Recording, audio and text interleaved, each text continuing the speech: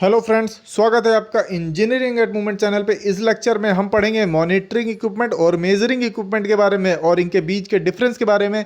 ये एक बहुत ही इंपॉर्टेंट टॉपिक है क्वालिटी एश्योरेंस इंजीनियरिंग का, और इसके बारे में क्वालिटी इंजीनियर्स के कॉन्सेप्ट्स नहीं क्लियर रहते हैं, जबकि ये एक बेसिक कॉन्सेप्ट्स में आ जाता है क्वालिटी इंजीनियरिंग के। तो इसको जानने के लिए बने रहें इंजीनियरिंग एट मूवमेंट चैनल पर।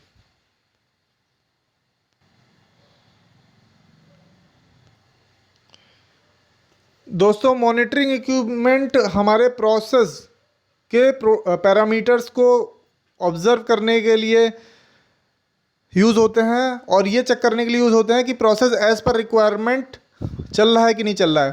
प्रोसेस जैसे कि मैन्युफैक्चरिंग प्रोसेस अगर एज पर प्रोसेस पैरामीटर्स चल रहा है तो वो अच्छे प्रोडक्ट्स बनाएगा। जो हमारे प्रोडक्ट जिस डायमेंशंस के प्रोडक्ट चाहिए वही बनाएगा। पर अगर उसके प्रोसेस पैरामीटर हिल जाएंगे दोस्तों, उसके प्रोसेस पैरामीटर जो होने चाहिए वो नहीं रहेंगे, वो या तो ज़्यादा हो जाएंगे या फिर कम हो जाएंगे, रेंज के बाहर हो जाएंगे, तो प्रोडक्ट के डायमेंशंस भी चेंज हो जाएंगे। क्योंकि पैरामीटर्स में चेंज होगा तो प्रोडक्ट में चेंज तो आएगा ही आएगा। तो ये जब हम इन प्रोसेस करते हैं या फिर प्रोसेस इंजीनियरिंग करते हैं तो हमें प्रोसेस के पैरामीटर को कंट्रोल करने की ज़रूरत पड़ती है। वो एक विद इन रेंज रखने की ज़रूरत पड़ती है, जो कि हम पहले से डिसाइड करके रखे होते हैं। उस रेंज को हम पहले से ही डिसाइड करके रखे होते हैं। तो जो हमारे प्रोसेस पैरामीटर की स्पेसिफिकेशंस होती हैं, उन रेंजेस को हम स्पेसिफिकेशंस का नाम दे देते हैं प्रोसेस स्पेसिफिकेशंस या फिर प्रोसेस पैरामीटर। तो वो उस रेंज में चलने चाहिए प्रोसेस पैरामीटर। अगर उस रेंज के बाहर जाएंगे वो, तो हमारे प्रोडक्ट के डायमेंशंस में चेंजेस आएंगे, और प्रोडक्ट के डायमेंशंस में चेंजेस आएंगे तो वो product as per customer requirement नहीं रहेंगे, और अगर वो एज़ पर कस्टमर रिक्वायरमेंट नहीं रहेंगे तो वो रिजेक्ट हो जाएंगे। तो प्रोसेस को कंट्रोल करने के लिए, प्रोसेस के पैरामीटर को चेक करने के लिए, मॉनिटर करने के लिए कि वो एज़ पर रिक्वायरमेंट चल रहे हैं कि नहीं चल रहे हैं, मॉनिटरिंग इक्विपमेंट यूज़ होते रहते हैं।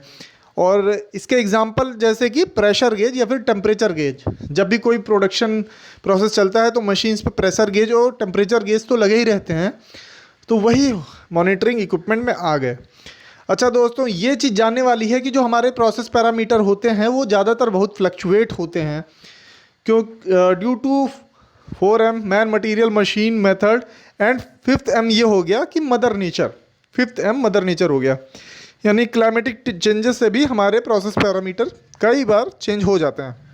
तो इनको ऑन टाइम मॉनिटर करना पड़ता है, और उसके लिए मॉनिटरिंग इक्विपमेंट यूज़ होते हैं। अच्छा, मेजरिंग इक्विपमेंट दोस्तों प्रोडक्ट के डायमेंशंस को चेक करने के लिए यूज़ होते हैं, जैसे कि वर्नियर कैलिपर हो गया, माइक्रोमीटर हो गया, हाइट गेज हो गया।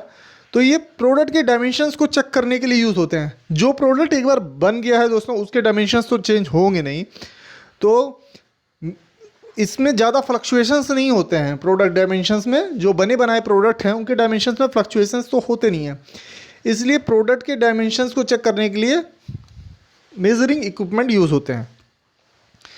हाँ, जानने की बात यह है, ज़रूरी जानने की बात यह है दोस्तों कि जो हम कैलिब्रेशन स्टडी करते हैं एंड मेजरमेंट सिस्टम एनालिसिस करते हैं, हमें वो दोनों ही इक्विपमेंट्स के लिए करना चाहिए।